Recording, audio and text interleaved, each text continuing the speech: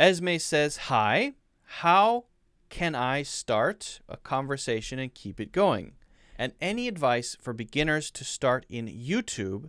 Do you see it's a good idea to share thoughts and ideas in English from non-native speakers? So two great things here. Number one is getting a conversation started. Should you ask about the weather? How's the weather? Well, of course you can, but a better rule is if you're in a situation where conversations are possible.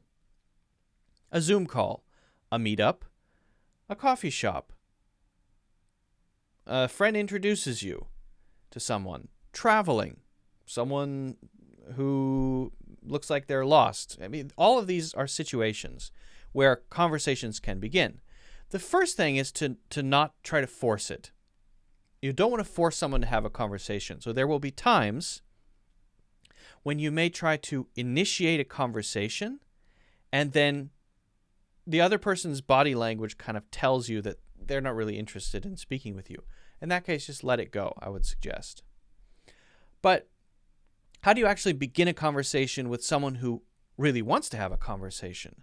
Should you come up with topics and think about, okay, let me come up with 5 different topics so I can talk about those things when I meet this person or when I meet someone? Or maybe you have a general list of topics that you can talk about. When I meet someone, I will talk to them about movies. I saw a movie recently. My favorite video game is. Of course not. Why? Well, why would someone you don't know well want to hear about what you think about anything? So what is the key to making somebody want to talk to you? Really, it's if you show interest in them and you're focused on listening rather than saying things.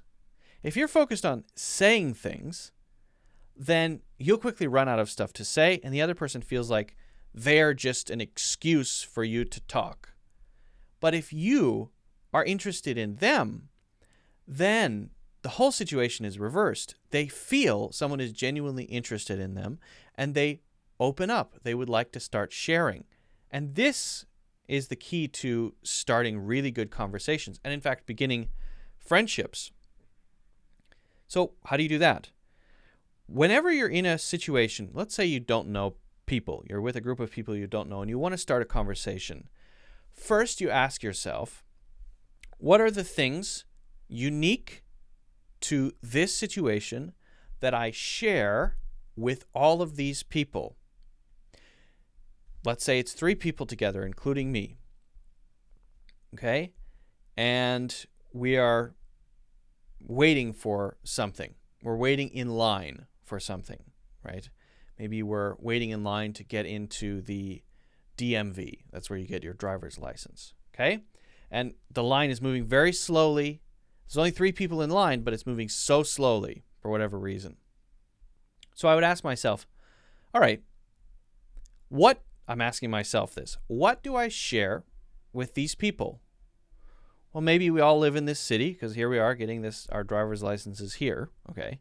We probably live not far away, so we probably all kind of live nearby, maybe. That's an assumption. We're all doing something related to getting a driver's license, whether it's renewing one or getting a new one or something like that. Okay. We all either drive a car or will be driving a car soon. Okay, so there's something car related. We're all waiting in line, which is kind of annoying because the line is moving so slowly. So we're all kind of in an inconvenient situation that's not great. And there are more. There are tons of things. So if you identify some of these things, then you start a conversation not with, let me tell you what I think about the situation. Instead, you make an innocent comment that the other people will feel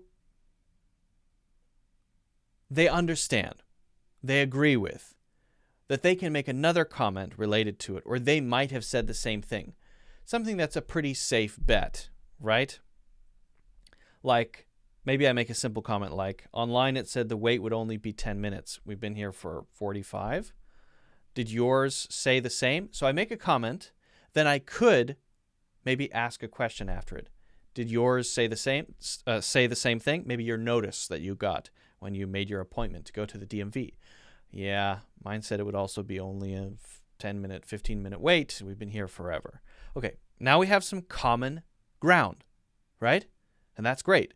But I could start with just a question. So comments are good if you don't want to make them too strong, right?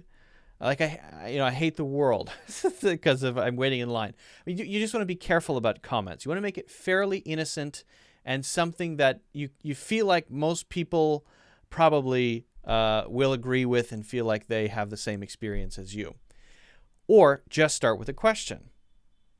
Okay, well, what kind of question? All right, we're at the DMV. And this is just a situation I suddenly came up with in the back of, just sort of off the top of my head, or the back of my head.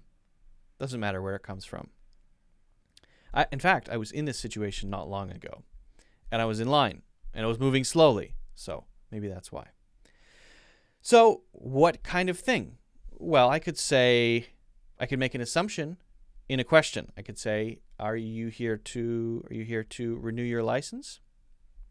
Or maybe it took me a month to make a reservation because it's so difficult to make reservations. Say, maybe how long in advance did you have to book your reservation?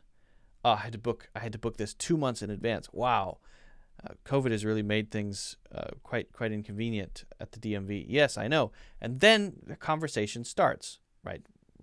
COVID is kind of a common situation for everybody, so that's a free conversation starter. But the key thing is to find the thing that you have in common, find the common ground, then comment or question.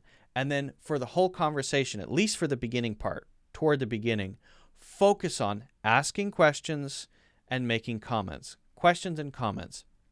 Don't start, talking and talking and talking. If you see the other person listening like this and nodding, they're probably just being polite. Instead, show genuine interest in the other person, and you'll find that it's quite easy to connect with others, and it's quite easy to keep the conversation going. So that's that part of the question.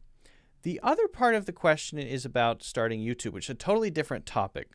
So maybe it would be best to answer that question separately and at another time. It is a great question, but let's keep it at that for now.